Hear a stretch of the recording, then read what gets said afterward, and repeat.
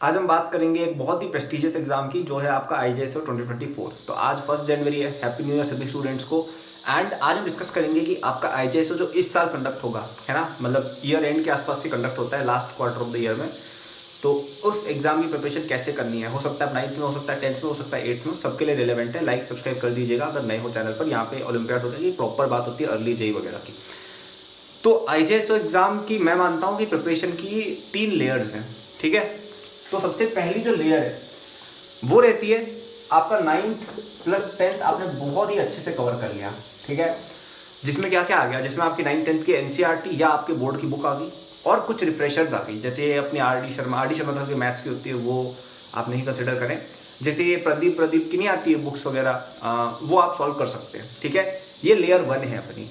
ये एक बहुत ही बेयर मिनिमम लेयर है, इससे सिलेक्शन यूजली नहीं हो पाता है। लेकिन इससे क्या हो जाएगा कि अगर आप एक ऐसे स्टूडेंट जो बिल्कुल ही बेसिक लेवल पर चल रहा है, आपने लेट से आपके स्कूल के करिकुलम के बियॉन्ड पढ़ाई नहीं करी है, तो आपको इस लेयर पे जाना चाहिए। इससे क्या होगा कि आपका एक तो IJSO का भी कुछ हद तक प्रिपरेशन हो जाएगा and you will also be prepared for your future exams. Like NTC तो हालांकि डाउटफुल है, लेकिन जो भी आगे के SOF के एग्जाम्स हो गए या इवन आपका JEE हो गया, आप बहुत अच्छे से प्रिपेयर हो जाओगे उसके लिए, ठीक है। इसके साथ एक और चीज ऐड कर दो, PYQ भी घुसा दो इसके साथ। पिछले 10 साल के IJSO के PYQ, NSE-JS कहते थे पहले इसको, आई थिंक अब बीच में IOQ-JS भी कुछ हो गया था ये।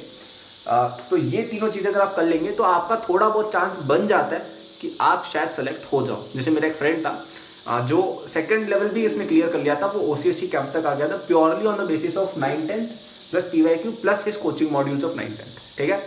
तो एक बात है, ये ऐसा नहीं है कि इससे आप नहीं कर सकते हो, लेकिन मेरे हिसाब से ये इनफ नहीं है। सेकंड बात अपना आता है, सेकंड लेयर है जो है अपनी 11th NCERT प्लस कुछ पार्ट ऑफ 12th NCERT, ठीक है। 11th NCERT आपको पूरी पढ़नी है, ठीक है। फिजिक्स, केमिस्ट्री, बायोलॉजी तीनों आपको पढ़नी है। उससे क्या होगा कि आपको एक अच्छी अंडरस्टैंडिंग मिल जाएगी और IJSO का लेवल भी लगभग यही रहता है कि वो 11th तक का पूछते हैं। इतना नहीं पूछते कि JEE एडवांस के क्वेश्चन आगे नहीं, but they will ask you some very simple questions. जैसे PV इक्वल टू NRT है, इस पे एक सिंपल सा सवाल आ जाएगा। मतलब अगर आपको इक्वेशन भी पता है तब भी आप सॉल्व कर लोगे, लेकिन नहीं पता है तो नहीं कर पाओगे। 10th के बच्चे को नहीं पता होती है, 11th में जिसने थोड़ा सा भी बेसिक पढ़ा है उसको आती है, तो वो बच्चा कर लेगा। तो इसलिए बेसिक्स NCERT इसलिए मैं कह रहा हूँ, ठीक है। तो 11th NCERT of bio, chemistry and physics you should study, और कुछ चैप्टर्स 12th के भी। तो 10th के चैप्टर्स आपके है ना, उन्हीं को आप एक्स्ट्रापोलेट करके 12th से पढ़ लो, ठीक है। या अगर आपके पास टाइम कम है तो आप 9th के भी वही चैप्टर 11th में पढ़ लो जो 9th में एग्जिस्ट करते हैं, ठीक है। 11th की बुक से पढ़ लो और 12th की बुक से वो चैप्टर्स पढ़ लो जो 10th में एग्जिस्ट करते हैं, ठीक है। तो मेन चैप्टर, जैसे बायोलॉजी की बात करें तो रिप्रोडक्शन हो गया, अपना थोड़ा बहुत ह्यूमन एनाटॉमी वगैरह हो गया, ये कुछ चीजें जो आप पढ़ सकते हैं। थोड़ा बहुत जेनेटिक्स का फर्स्ट वाला चैप्टर, मॉलिक्यूलर जेनेटिक्स की बात नहीं हो रही यहाँ पे, है ना। बायोटेक्नोलॉजी भी 12th में, लेकिन वो नहीं रेलेवेंट है यहाँ पे। तो ये सिंपल कुछ चीजें हमें पढ़नी रहेंगी। अब ये जो आप करते हो ना, ये यूजुअली आपके स्टेज 1 के लिए बहुत ज्यादा इनफ होता है कि 11th NCERT पढ़ ली बच्चे ने, 9th 10th की पढ़ ली, PYQ करके चला गया। यूजुअली ये मोर देन इनफ होता है फर्स्ट स्टेज के लिए। लेकिन अगर आपको सेकंड स्टेज निकालना है तो वहां पे आपको लेयर 3 पे जाना पड़ता है। सेकंड स्टेज प्लस इंटरनेशनल अगर आपको जाना है, ठीक है। मैं पर्सनली 3rd स्टेज तक पहुंच चुका हूं। मैं जस्ट इंटरनेशनल से एक स्टेप पहले मैं सेलेक्ट नहीं हुआ था इंडिया की टीम में, लेकिन मैं टॉप 35 जो स्टूडेंट्स होते हैं ना, जो कैंप तक, वहां तक मैं पहुंच चुका हूँ। 3rd स्टेज तक अपन कर चुके हैं, राइट। तो अब यहाँ पे मुझे लगता है this is not just enough. I think यहाँ पे आपको कुछ specialised books plus international papers plus second stage के पेपर्स करने की जरूरत है। जैसे फॉर एग्जांपल फिजिक्स में HC वर्मा हो गई। आई थिंक केवल ये एक बुक कलर से बहुत फर्क पड़ता है, क्योंकि HC वर्मा आप करोगे इसमें कुछ सेक्शंस ऑफ केमिस्ट्री भी आपके कवर्ड हो जाएंगे और आपको केमिस्ट्री भी अच्छी समझ आएगी। Basically HC Verma is a very good problem solving development book. मतलब उससे आपकी सोचने की क्षमता बढ़ जाती है, तो आपसे हर चीज अक्रॉस द बोर्ड बेटर होगी, हर चीज आपसे बेटर होगी, ठीक है। तो I think HC Verma complete करने का टारगेट सबका रहना चाहिए, स्पेशली सेकंड स्टेज से पहले। अब हालांकि सेकंड स्टेज आपका 2025 के अंदर होगा स्टार्टिंग में, तो आपके पास साल से भी ज्यादा है उसके लिए। So I think that is definitely doable. या अगर कोई बच्चा ऐसा देखा हो जिसका सेकंड स्टेज भी होने वाला है महीने भर बाद, then this is relevant for you. इसके अलावा आप 11th प्लस 12th की NCERT तो पूरी डिट्टो अच्छे से कर लो। अभी मैंने कहा था हल्का हल्का करना है ना 9th 10th का, अब आप सब कुछ पढ़ लो, ठीक है। Everything you have to study plus PYQs। अब देखिए, अब यहाँ पे कुछ बच्चे बोलेंगे कि अरे मुझे तो केमिस्ट्री में कोई बुक बताओ, बायो में बताओ। मेरा मानना ये है कि देखिए, बायो के अंदर जो चीजें आएंगी वो सब आपकी 11th प्लस 12th NCERT में कवर्ड है, आपको कुछ और एक्स्ट्रा पढ़ने की जरूरत नहीं है, ठीक है। केमिस्ट्री के अंदर कुछ चीजें हैं, लेकिन अगेन फिजिकल में सिंपल चीज़ आएंगी जो केमिस्ट्री में एनसीईआरटी में बहुत अच्छे से कवर्ड है। इनऑर्गेनिक आती है बट वो एनसीईआरटी में कवर्ड है, ऑर्गेनिक आती ही नहीं है आईजेएसओ में, ठीक है।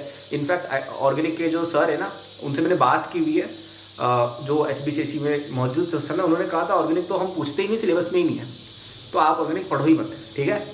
तो बाकी अगर इनऑर्गेनिक और फिजिकल की बात करें, NCERT is more than enough 11th-12th, so I won't suggest anything beyond that. और फिजिक्स में मैंने बता दिया एचसी वर्मा, और बायोलॉजी के अंदर I don't think it make sense to study anything beyond 11th and 12th NCERT, ठीक है, मच मोर देन इनफ। तो ये आई थिंक लेवल 3 है। लेवल 1 था 9th + 10th plus first stage PYQ. Level 2 था 11th एनसीईआरटी प्लस कुछ sections of 12th, या even 11th में कुछ sections. Third stage will be HC Verma plus second and international PYQ plus 11th-12th NCERT in full detail, ठीक है। This is more than sufficient to get a gold medal in IJSO, more than sufficient, ठीक है। अब इसके बाद जो आगे stages होते हैं ना, ओसीएससी वगैरह, उसमें आपको इतना मटेरियल मिल जाता है, इतनी ट्रेनिंग हो जाती है आपकी कि आप अगर ढंग से ध्यान देते हो वहाँ पे और अच्छे से आप पढ़ते हो। देखो वहाँ पे एक और प्रॉब्लम जो होती है, मेरे साथ हुई थी, कि वहाँ पे क्या है, पूरे इंडिया से बच्चे आते हैं, और जैसे मैं तो बहुत ही छोटे शहर से था, मैं कभी निकला भी नहीं था अपने शहर से बाहर, राइट। तो मेरे को थोड़े वहाँ पे इमोशनल प्रॉब्लम्स भी हुए थे कि मैं थोड़ा एडजस्ट नहीं हुआ था मुंबई जैसे शहर में। भाई आप उदयपुर के छोटे से लड़के को उठा के मुंबई के बीच में डाल दो तो थोड़ा सा उसको एडजस्टमेंट प्रॉब्लम हो गया था वहाँ पे। तो मैं आता तो इस वजह से I think I did not perform well. तो ये वाली प्रॉब्लम्स भी वहाँ पे थोड़ी रहती है कि आप शायद पहली बार वहाँ पे हॉस्टल वगैरह में रहोगे, कंपटीशन बहुत भयंकर रहेगा, तो कई बार उससे भी आप डिमोटिवेट हो जाते हो। तो वहाँ पे अपने आप को संभाले रखना ये बहुत मैटर करता है, ठीक है। और बाकी वहाँ पे ट्रेनिंग दी जाती है, तो अगर आपने इतना कवर कर लिया है, आप वहाँ पे संभले रह गए और आपने उनकी ट्रेनिंग को अच्छे से यूज किया, आप डेफिनेटली इंटरनेशनल चले जाओगे, गोल्ड मेडल वगैरह जीत जाओगे, कोई टेंशन नहीं है, ठीक है। तो आईजेएसओ की पूरी गाथा हो गई।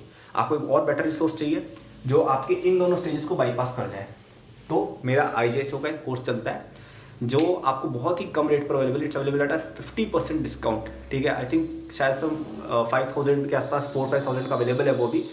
डिस्क्रिप्शन में जाना, वहाँ पे लिंक मिल जाएगा, लिंक पे क्लिक करोगे आपको विंडो मिलेगी, उसमें ऑनलाइन पेमेंट करना, आपको कोर्स मिल जाएगा। उस कोर्स के अंदर आपको सब कुछ कवर्ड है, ठीक है। आईजेएसओ उसमें 9th-10th का बेसिक्स कवर्ड है, कुछ उसमें टेस्ट वगैरह भी दिए हुए हैं, क्वेश्चन प्रैक्टिस भी दी हुई है, और कुछ सेक्शन 11th-12th के भी दिए हुए हैं जो रिलेवेंट है।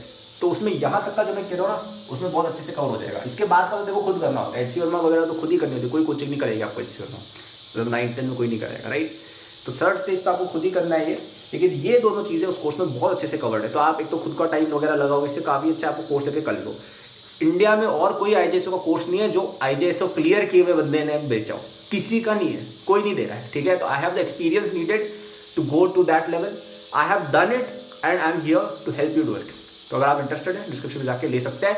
6 दिसंबर तक ही ये ऑफर वैलिड है, उसके बाद उसकी कीमत आई थिंक अगेन 10,000 हो जाएगी। अभी I think it's available at under 5,000 rupees, ठीक है। 5,000 अंडर 5,000 अवेलेबल है, तो डिस्क्रिप्शन में जाके आप उसको ले लीजिएगा, ठीक है। बाकी if you have any doubts ask in the comments, I will clear them out. But otherwise मैंने आपको पाथ ले डाउन कर दिया आईजेएसओ का। पढ़ाई करो इस बच्चों एग्जाम के लिए, बिकॉज बहुत इंपॉर्टेंट एग्जाम है। इस एक एग्जाम से आप अपनी इंटरनेशनल ओलंपियाड्स के अंदर एक साख बना सकते हैं, and you will be also able to secure admission in lot of good universities. बाद में अगर आप फॉरेन जाना चाहे तो it's a very good exam, काफी प्रेस्टिजियस है। और जो लोग इस एग्जाम को जानते हैं ना, उनको पता है कि यार इस बच्चे की क्या इंपॉर्टेंस है।